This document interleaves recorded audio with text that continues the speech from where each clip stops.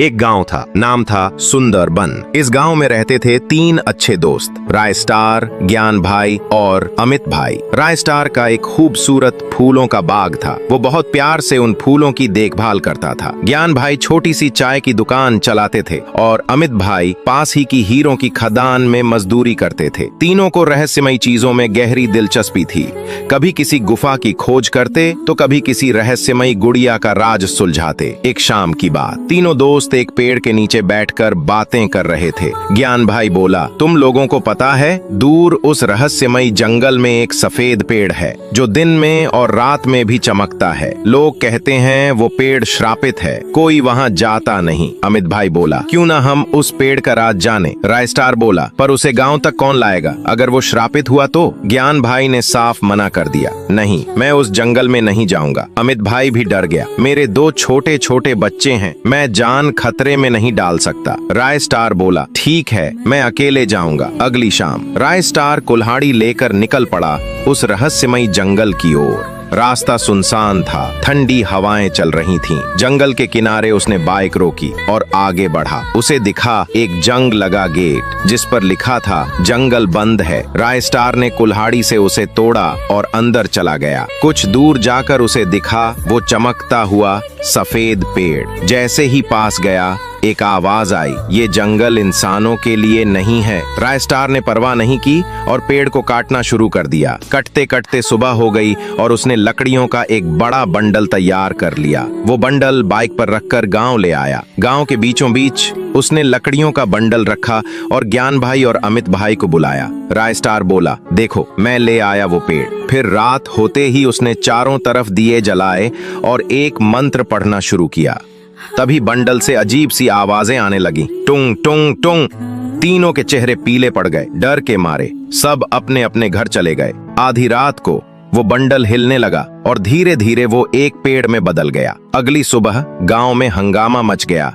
लोग उस पेड़ को देखने इकट्ठा हुए। राय स्टार जैसे ही पास गया, देखा अमित भाई की लाश पेड़ के नीचे पड़ी थी। राय स्टार घुटनों के बल जमीन पर बैठ गया। ज्ञान भाई दौड़ता हुआ आया और रोते हुए बोला, मैंने मना किया था, तू क्यों लाया इस श्रापित चीज को गांव में। गांव में हर जगह उसी पेड़ की चर्चा होने लगी। उसी रात ज्ञान भाई अपने घर से बाहर निकला। देखा पेड़ चमक रहा था और वहाँ से एक भयानक आवाज आ रही थी। ज्ञान भाई पास गया और गुस्से में बोला, तूने मेरा भाई मारा है ना, मैं तुझे छोड़ूंगा नहीं। तभी पेड़ से धुआं उठा और धुएं के हटते ही सामने आया एक लकड़ियों से बना इंसान जो बहुत डरावना था। वो हाथ में डंडा लेकर ज्ञान भाई की तरफ बढ़ा और फिर धड़ाम के लिए मौत की नींद सुला दिया था। अगली सुबह जब राय स्टार अपने घर से बाहर निकला तो देखा आज फिर भीड़ उस पेड़ के नीचे जमा थी। वो भागता हुआ वहां पहुंचा और देखा ज्ञान भाई की लाश पेड़ के नीचे पड़ी थी। राय स्टार वहीं टूट कर बैठ गया। राय स्टार रोते हुए, तूने मारा सबको, सब कुछ छीन लिया, मैंने क्यों तुझे इस गांव में लाया। हर तरफ एक ही चर्चा थी, उस पेड़ की और मौत की। राय स्टार अपने घर के बाहर बैठकर रो रहा था। तभी एक आदमी राय स्टार के पास आया और बोला, ज्ञान भाई तुम्हारा दोस्त था ना, कहीं उसने अमित भाई की मौत के गम में खुदकुशी तो नहीं कर ली। राय स्टार गुस्से में, नहीं, वो ऐसा इंसान नहीं था, वो आत्महत्या नहीं कर सकता। फिर वही आदमी बोला, तो क्या ये सब उस श्रापित पेड़ की वजह से हो रहा है, क्यों ना आज रात हम दोनों पेड़ पर नजर रखें। राय स्टार पहले तो मना करता है मगर आखिरकार मान जाता है। रात का समय, दोनों छुपकर पेड़ की निगरानी करने लगे। जैसे ही रात गहराई, पेड़ से एक अजीब सी धुन सुनाई देने लगी, टुंग टुंग टुंग। वो आदमी जो पास छुपा था उसका शरीर कांपने लगा और वो खुद को काबू नहीं कर पाया। वो पेड़ की ओर खिंचता चला गया। राय स्टार चुपचाप सब देखता रहा। जैसे ही वो आदमी पेड़ के पास पहुंचा, उसकी आंखें पलट गईं, शरीर अकड़ गया। अचानक पेड़ से फिर वही लकड़ियों का राक्षस बाहर आया और एक ही झटके में उस आदमी को मौत के घाट उतार दिया। अब हालात और बिगड़ते गए। हर दिन एक नई लाश मिलती थी। गांव वाले डर के मारे एक एक कर गांव छोड़ने लगे। अब सुंदरबन लगभग खाली हो चुका था, बस कुछ ही लोग बचे थे और राय स्टार उनमें से एक था। परेशान होकर राय स्टार फिर उसी जंगल गया, उसी जगह जहां वो सफेद पेड़ खड़ा था। वो घुटनों पर बैठकर बोला, कोई तो बताओ मैं इससे कैसे बचूं। तभी जंगल से एक रहस्यमयी आवाज आई, जिस तरह तू उसे लाया था अब उसी तरह उसे वापस ले जा, उसे बलि देनी होगी और याद रख उसे बंडल में बदलना तेरे हाथों ही होगा। रायस्टार गांव लौटता है। जैसे ही रात होती है वो पेड़ के पास पहुंचता है, कुछ जादुई मंत्र पढ़ता है और छुप जाता है। फिर वही धुन शुरू होती है। पेड़ से फिर एक इंसान बनता है, मगर इस बार रायस्टार डरता नहीं। वो सामने आता है और अपने जादू से उसे एक बंडल में बदल देता है। अब वो बंडल लेकर उसी रात जंगल की ओर निकल जाता है। रायस्टार उस बंडल को उसी पुरानी जगह रखता है, फिर अंतिम बलिदान का मंत्र पढ़ता है। अचानक फिर से पेड़ प्रकट होता है और धुएं में सब कुछ छुप जाता है। जब धुआं हटता है, वहां रायस्टार एक पुतले में बदल चुका था और जंगल ने हमेशा के लिए अपने दरवाजे बंद कर लिए थे। कहानी शुरू होती है उसी गांव में, ज्ञान के घर से, जहां ज्ञान रायस्टार से कहता है, तेरा धोखा अब शब्दों से नहीं मिट सकता, हमारी दोस्ती अब खत्म। जब रायस्टार ने सुना कि उसके सबसे करीबी भाई ने उस पर भरोसा तोड़ दिया, तो जैसे जमीन उसके पैरों के नीचे से खिसक गई। वो चुपचाप वहां से चला गया। ना कोई जवाब, ना कोई सफाई, बस खामोश दर्द। अब वो शोरूम जो कभी हंसियों से गूंजता था, सन्नाटों में डूब गया था। रायस्टार अब रोज अकेले बैठा रहता, न ग्राहक, न जोश, न जीवन। काम ठप हो गया और कुछ हफ्तों बाद उसे शोरूम बंद करना पड़ा। अब रायस्टार का दिन सूनापन था और रातें आंसुओं से भीगी हुई। हर शाम वो ज्ञान भाई के घर के सामने जाकर बस एक ही बात कहता, भाई एक बार मेरी बात तो सुन ले। एक शाम रायस्टार अकेला, टूटा हुआ, खाली सड़क पर चल रहा था। तभी एक मोड़ पर बनी खड़ा था अपने गुर्गों के साथ। बनी हंसते हुए बोला, क्या बात है भाई, न तेरा शोरूम बचा, न भाई और ना ही अनुष्का, तू तो पूरा अकेला रह गया। रायस्टार कुछ नहीं बोला, वो बस गम में डूबा हुआ आगे बढ़ने ही वाला था कि बनी उसका रास्ता रोक कर बोला, चल अब तेरा ये अकेलापन मैं खत्म करता हूँ, हमेशा के लिए। और अगले ही पल बनी ने एक ही वार में रायस्टार को छुरा मार दिया। रायस्टार वहीं गिर पड़ा। अगली सुबह रामपुर गांव की हवाएं भी शांत थीं, पर तभी एक खबर पूरे गांव में आग की तरह फैल गई। रायस्टार मारा गया। जब ये बात ज्ञान भाई ने सुनी तो जैसे उसके शरीर की सारी जान निकल गई। वो भागता हुआ उस जगह पहुंचा जहां रायस्टार की हत्या हुई थी। वो घुटनों पर गिर गया, आंखों से आंसू बह रहे थे। भाई तू हर दिन मेरे घर आता था, बोलता था एक बार सुन ले, पर मैंने एक बार नहीं सुना। अब कैसे सुनूं? अब तू ही नहीं है। ज्ञान भाई ने खुद अपने हाथों से रायस्टार का अंतिम संस्कार किया। शमशान में आग जल रही थी और साथ में जल रहा था ज्ञान का दिल। ज्ञान भाई अब मायूस रहने लगा और वह हर शाम उस जगह जाता जहां रायस्टार की चिता जलाई गई थी। वह एक दिया जलाता है और चुपचाप फूट फूट कर रोता है, माफ कर दे भाई, मैंने तेरा भरोसा तोड़ा।